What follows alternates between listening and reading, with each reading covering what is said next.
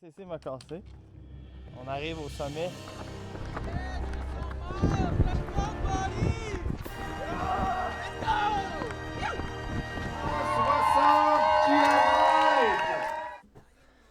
Salut tout le monde, bienvenue à un nouvel épisode de Run Guillaume Run. Aujourd'hui, on va faire le tour de la saison 2025 au niveau des courses en sentier au Québec.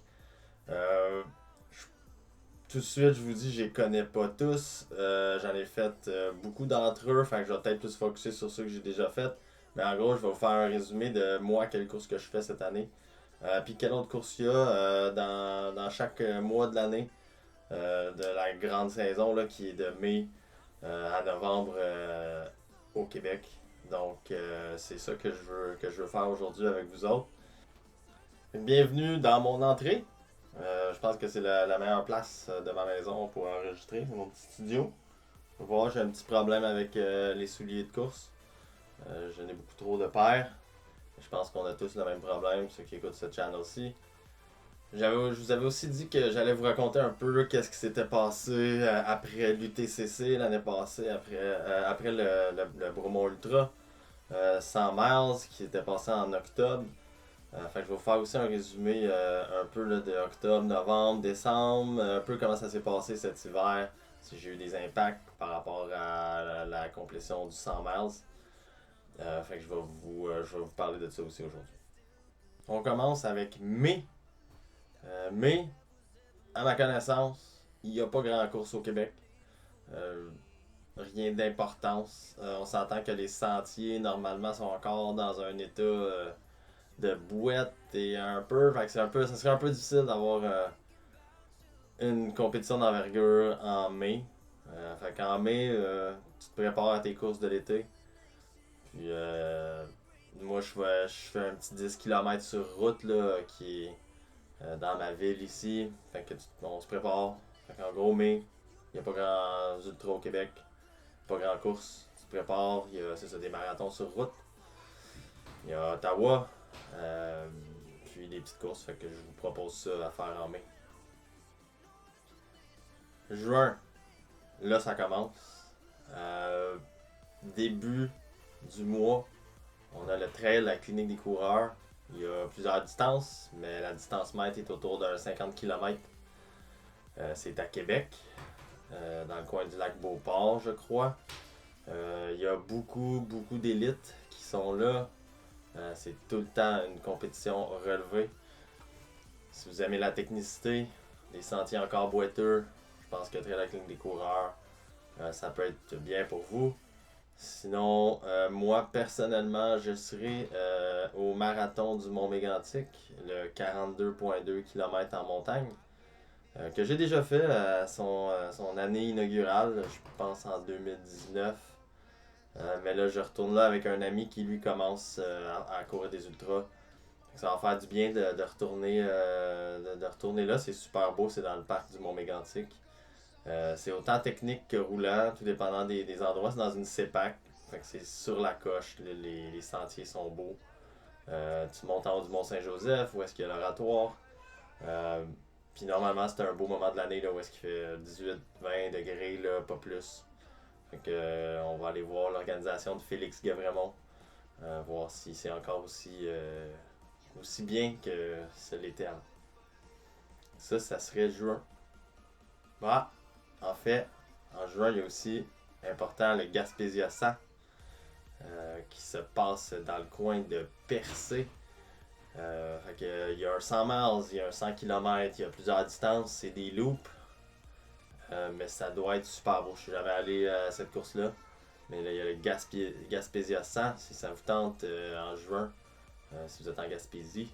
100 miles, 100 km. Beaucoup de différentes distances. Fait que, allez voir. On arrive maintenant à juillet. En juillet, on a le fameux QMT Québec Mega Trail que tout le monde connaît, un des plus grands événements au Québec. Des distances là, cette année, le 135, il n'y a plus de 100 miles, ce n'est qu'un 135 km. C'est linéaire de Baie-Saint-Paul jusqu'au Mont-Saint-Anne. Il y a aussi un 80 km qui est très populaire et que j'ai déjà fait. dans le passé, qui part de Petite-Rivière-Saint-François qui va jusqu'au Mont-Saint-Anne par le Sentier des Caps. Donc ça, c'est une organisation impeccable normalement. Je recommande à tout le monde. Il peut faire chaud, préparez-vous. On est en juillet au Québec, il peut faire 30, il peut y avoir des orages, comme il peut faire 10 avec de la pluie dans ce coin-là. Avec le QMT, super intéressant, super technique, rapide, tout dépendant où est-ce que tu es. C'est vraiment une belle course. Un de mes collègues cette année va refaire le 80. Fait que j'ai hâte d'entendre parler de son récit. Sinon, je serai personnellement dans le prochain événement que je vais parler. Donc, c'est l'UTMG, l'Ultra Trail du Mont Gosford, à la mi-juillet. C'est encore l'équipe de Félix Guevremont qui prépare cette course-là. C'est la traversée du SF1. Que si vous regardez dans mes vidéos, j'ai déjà tenté la traversée sans avoir de ravitaillement. Fait que cette année, je me suis dit, bon, je vais essayer cette course-là, il va y avoir des ravitaux. Ça risque d'être plus plaisant, puis je connais aussi quelques personnes qui vont le faire. C'est un 80 et quelques kilomètres, 82 km avec 4400 mètres de D+. L'Ultra Trail du Mont Gosford, c'est vraiment c'est reculé, c'est passé le lac Mégantic sur la frontière américaine. Un territoire sauvage. J'ai bien hâte de voir comment les ravitaux vont être organisés. Sachant que c'est assez profond, puis les accès aux routes, il n'y en a pas tant que ça, il y en a quelques-uns. Fait que j'ai hâte de voir ça, je me suis inscrit, fait que je serai là à l'UTMG. Ceux qui veulent vivre une aventure, je pense que c'est la place. Maintenant, le mois d'août, fait que le mois où est-ce que beaucoup de gens sont en vacances. Un des premier ultra dans ce mois-là, c'est l'UTFS, donc l'Ultra Trail du Fjord du Saguenay, qui est dans le coin de l'Anse-Saint-Jean. Donc, pas du côté de Tadoussac, mais vraiment du côté de l'Anse-Saint-Jean avant la traversée. Je suis jamais allé. Il y a des longues distances, 100 miles, des 100 km, des plus petites distances aussi. Ça a l'air d'être une organisation excellente. Cette année, je crois pas y aller, mais c'est sûr que j'aimerais ça éventuellement, potentiellement essayer le 100 miles. Ça semble vraiment beau. J'ai déjà parcouru une bonne partie des sentiers de ce côté-là. Fait que je sais comment c'est beau cet endroit-là. Fait que l'UTFS, l'Ultra Trail du Fjord du Saguenay, en début août. Après ça, un événement qu'on parle beaucoup, puis que j'ai fait l'année passée, l'UTCC, l'Ultra Trail des Chic-Chocs. Ben lui, j'ai pas besoin d'en parler, je pense, le 170 km linéaire qui traverse la réserve Fournier-de-Matane et les Chic-Chocs au complet. L'an passé, il y a aussi un 88 km que j'ai fait l'année passée aussi. Puis il y a des 45, des 25, des distances pour tous. Honnêtement, un des plus bels événements au Québec, d'après moi. Moi, j'adore les sentiers, les courses linéaires. Donc, c'est vraiment un bel endroit, un beau moment dans l'année pour y aller. Il y a peu ou pas de moustiques ou d'autres bébites. Donc, il y a aussi la Chute du Diable, le trail de la Chute du Diable en août. Je connais très peu, je pense que c'est proche du parc de la Mauricie, dans ce coin-là, mais il y a un 75 km linéaire, il y a une 50 km linéaire. Ça, c'est quelque chose qui m'intrigue, qui m'intéresse, potentiellement aller voir cet ultra-là, mais pour l'instant, je suis pas inscrit. Mais c'est une course là, qui me tente beaucoup. Chute du Diable. Le mois de septembre, un des gros mois au Québec. Il fait beau, il fait chaud, c'est sec, il n'y a plus de bébites dans les trails. On commence ça fort avec l'UTHC qui est l'Ultra Trail Arcana du Canada. Distance de 125, le nouveau 60 km cette année, un 65, un 80, puis des plus petites distances. L'UTHC, c'est une course qui est quand même pas très technique, à part, mettons, la première partie du 125 km ou le nouveau 60 km qui se passe dans les Morios. Sinon, la majorité, c'est dans des sentiers quand même assez roulants, avec de la belle mousse. C'est vraiment un bel endroit pour aller quand même. C'est assez rapide là, comme ultra. Fait que si vous voulez quelque chose de pas trop technique, qui est dans un bel endroit, c'est dans les monts nationaux du Grand Jardin, puis dans le coin des Hautes-Gorges de la Malbaie. Fait qu'on a le THC à ne pas manquer en début d'année. Ensuite, un petit ultra que j'ai déjà fait puis qui est une de mes courses favorites au Québec, c'est le Beluga Ultra qui se passe à Tadoussac en septembre aussi. Il y a un 45 km, un 30 km, un 15 km, c'est linéaire. Tout le monde part de Tadoussac le matin. Puis c'est le sentier du fjord du côté est du fjord. Et je vous dis, c'est vraiment un des plus belles ultras au Québec. C'est pas un très long ultra, mais c'est vraiment un plaisir de parcourir cette trail-là en un coup avec des ravitaillements. Donc, Beluga Ultra, c'est sûr que c'est difficile d'avoir une place, c'est plein, ça se remplit assez rapidement. Mais c'est vraiment, vraiment, vraiment beau comme ultra. Sinon, fin septembre, on a l'Ultra Trail Forillon, qui lui aussi, là, en fait, il y a des très longues distances, 100 miles, 100 km. C'est linéaire, ça se passe en partie sur le GR A1, qui est le grand sentier de randonnée, qui passe en Gaspésie. Donc, l'Ultra Trail Forillon, c'est un des. Parce que vous pouvez voir qu'à date, je fais rien en septembre, octobre. Puis celui-là, il me tente beaucoup, sauf que c'est la logistique, c'est sûr, d'aller en Gaspésie qui est un peu plus compliqué. Mais ça semble être un ultra. C'est encore pas un très gros ultra. Je pense que l'année passée, il était une quinzaine là, à avoir essayé de faire le 100 miles, mais ça semble être vraiment une expérience, comme dirait Yannick Vézina, roots, vraiment, vraiment local. Fait que c'est ça qui me tente un peu là-dedans. Fait que j'ai pas encore choisi, mais c'est sûr que ça serait un que j'aimerais bien aller faire. On est rendu au mois d'octobre, le dernier mois où est-ce qu'il y a vraiment des compétitions au Québec en sentier. C'est les couleurs, c'est la température fraîche. Moi, je trouve que c'est le plus beau mois de l'année pour aller courir en sentier. Le fameux Bromo Ultra, que vous connaissez pas possiblement. Moi, c'est là que j'ai appris à courir des ultras. Il y a plusieurs années sur le 55 km. Ça a été mon premier ultra. J'ai trouvé ça tellement difficile. Comme ça, chaque année, j'ai augmenté de distance. J'ai fait le 80 quelques fois. Après ça, j'ai essayé le 160, ça n'a pas fonctionné. Puis finalement, l'année passée, pour réussir le 160.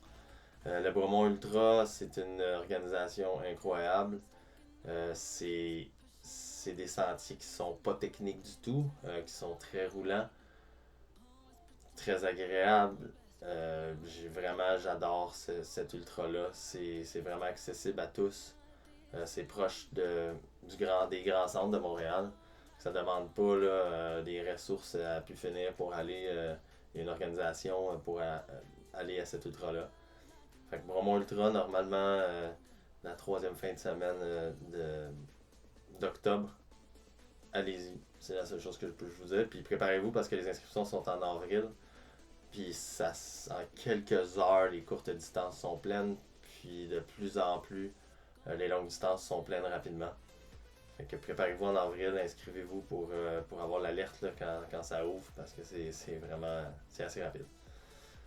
Sinon, un des derniers événements dans l'année au Québec en sentier, ça serait le Trail du Grand-Duc, qui se passe dans le coin de Stoneham.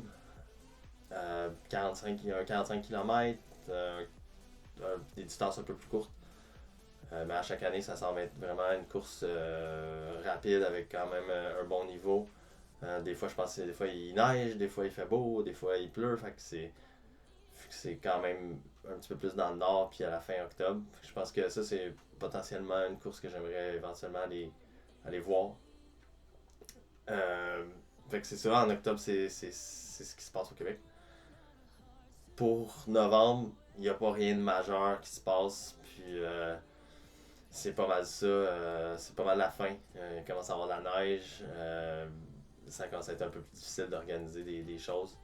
Fait que pour l'instant, il n'y a rien en novembre. Peut-être dans les prochaines années, une organisation ira faire quelque chose en novembre. Peut-être dans le sud du Québec, ça serait possible. Fait à voir, mais en ce moment, ça se termine pas mal en octobre au Québec.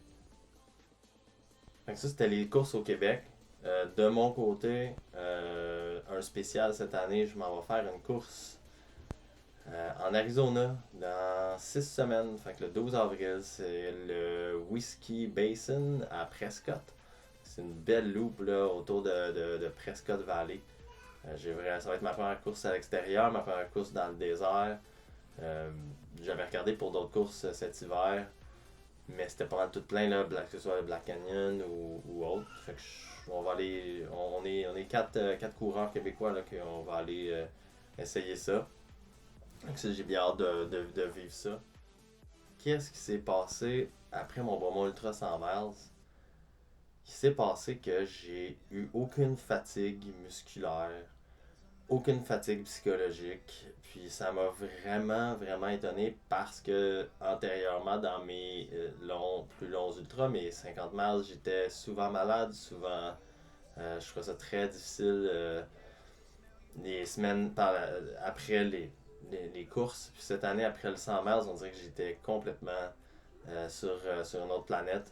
En fait, 2 semaines après le 100 miles, j'ai organisé un petit backyard ultra ici avec mes amis. On était une dizaine de personnes, puis j'ai recouru un 60 km dans le format backyard ultra autour de chez moi. J'étais comme inarrêtable. Euh, donc, vraiment, c'était assez impressionnant. Après ça, par exemple, là, je dirais vers la fin novembre, j'ai commencé à avoir plus de difficultés, moins d'énergie, je suis tombé malade, j'ai des jeunes enfants qui me ramènent plein de choses de la garderie et de l'école. Fait que c'est sûr que j'ai eu vraiment de la difficulté là, au niveau de fin novembre, décembre, ça a été vraiment difficile. J'ai vraiment une baisse d'énergie, puis là, tu vois, je recommence à prendre le dessus, là, on est en mars. Puis sinon, je vais avoir un épisode spécial dans quelques semaines, 2, 3, 4 semaines, je m'en vais. Je vous dirai pas où, mais un endroit dans les Caraïbes où est-ce que je vais pouvoir courir. Donc, je vous refais un petit épisode spécial sur cette semaine de vacances-là où est-ce que je vais pouvoir m'entraîner un petit peu avant l'Arizona. Donc, ça ressemble pas mal à ça, ma saison. Donc, on résume. En juin, je fais le marathon du Mont Mégantic, le 42.2. Après ça, en juillet, ça va être l'UTMG, l'Ultra Trail du Mont Gosford, 82 km.